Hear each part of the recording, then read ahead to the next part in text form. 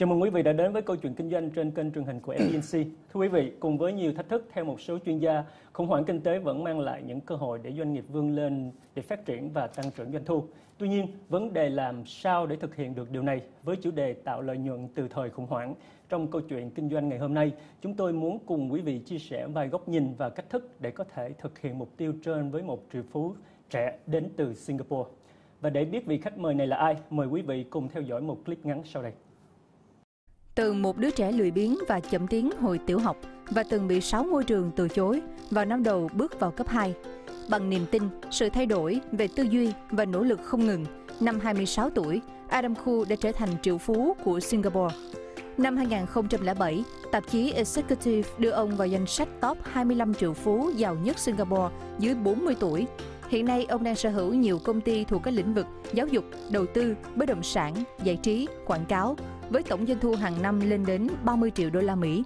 Trong lĩnh vực giáo dục đào tạo, Adam Khoo sở hữu tập đoàn mang tên mình là Adam Khoo Learning Technologies Group, được biết tới ở Việt Nam với tên gọi là Adam Khoo Education.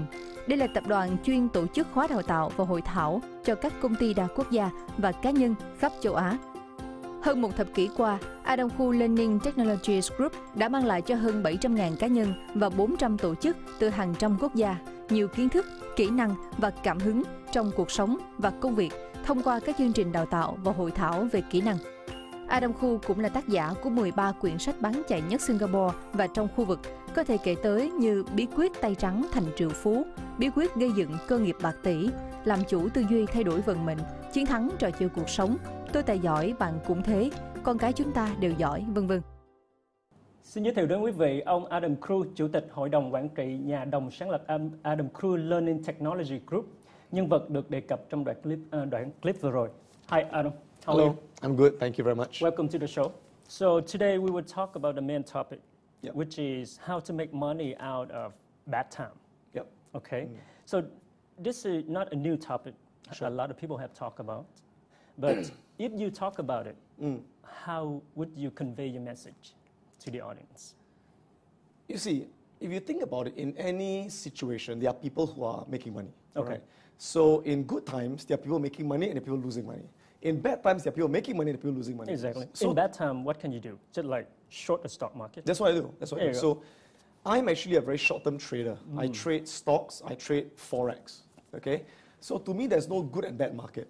There's no good and bad stock because if the market goes down, you short the stock, you short the market, And you make a cover lot of money. later. Yeah. Right? The important is knowing where the trend is, being able to read the trend and going with the trend. And that's my specialty, actually. Okay. Yeah.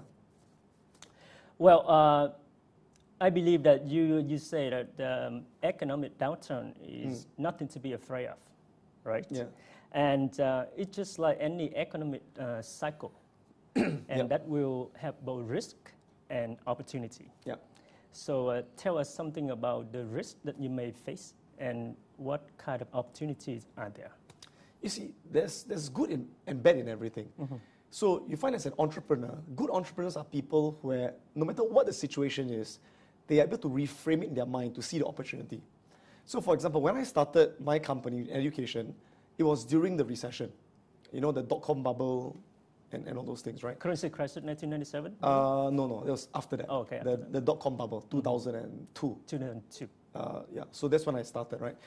So because I started in a recession, the good thing is in a recession, a lot of people, they don't have much work to do in their companies. And the companies want to send them for retraining. Right. There are people who are jobless and they need to retrain. So it was great for my business. So my business actually prospers in a recession. In a recession, people lose money in investments. So they want to learn, okay, how do I make money during a downturn? So I teach them how to short stocks and all those things. During the recession, rentals were so low. And in Singapore, normally you get in the central business district, the rental is about $12 per square foot. I got it at $2 per square foot. Wow. Because no one wanted it. So I could get this really big building at the center of the district. We could hire people at lower salaries because they're very hungry to work. So it was great. So I always say that if I started during the boom time, it would have been more difficult. Because it's easier for me to start during a recession. You know, so it's how you reframe yourself. Right. You know? Well, during the bad time, just say falling price of the real estate market Yeah. and the falling value of the stock market. Yeah. And some people take advantage of that. Yeah. However, they're not very successful. So Yeah. what are the reasons that they're not successful? Not Experience. It's experience. Experience, Okay? okay. Of course, there are some people who get lucky. All right. Like, actually, my experience is not in property.